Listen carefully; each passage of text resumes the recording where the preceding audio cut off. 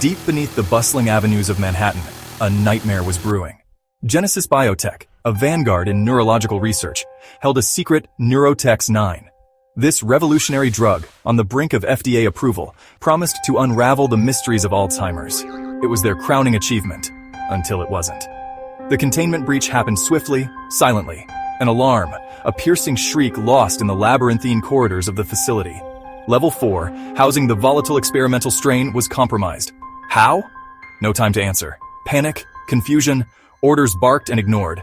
Dr. Helen Richards, lead researcher on Neurotax 9, watched in horror as her life's work escaped its confines. The virus, aerosolized, spread like a phantom. No taste, no smell. Just the chilling knowledge that they were breathing death. The security protocols were activated, too late. The infected, their minds hijacked by the mutating virus, overwhelmed the guards. They moved with unnatural speed and ferocity, the virus already twisting their humanity into something monstrous. The nightmare had only just begun. The early trials of Neurotax 9 had been nothing short of miraculous.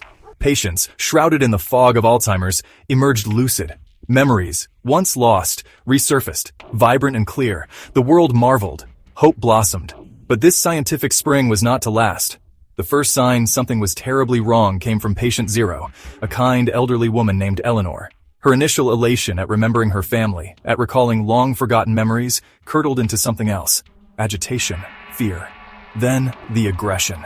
Eleanor, once frail, became unnervingly strong. Her eyes, once filled with the soft light of rediscovery, turned cold, predatory. She attacked the hospital staff, her bite imbued with a terrifying potency. The virus, it seemed, was evolving, and it was learning. Reports from other trial locations confirmed the worst. The miracle cure was a monster in disguise. Neurotax 9, designed to repair neural pathways, was rewiring them, amplifying primal instincts, turning hope into a horrifying new reality.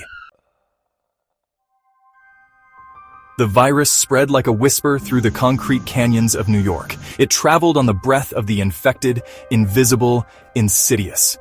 The first few days were critical, days the authorities desperately tried to contain what they didn't understand. The infected in the initial stages were difficult to identify. They exhibited heightened senses, increased strength, and a disturbingly vacant stare. But as the virus took hold, the transformations became more pronounced, more grotesque. Subtle shifts at first, skin becoming pallid, veins darkening to a sickly purple. Then, the unmistakable signs, rapid hair loss, discolored teeth, and a foul, almost sweet odor emanating from their bodies. The city, oblivious to the growing plague, continued its frenetic pace. But in the shadows, the infected stalked their prey. Driven by a hunger they couldn't comprehend, they became predators in the urban jungle. They moved amongst us, mimicking human behavior, waiting for the virus to reach its terrifying crescendo. The countdown had begun.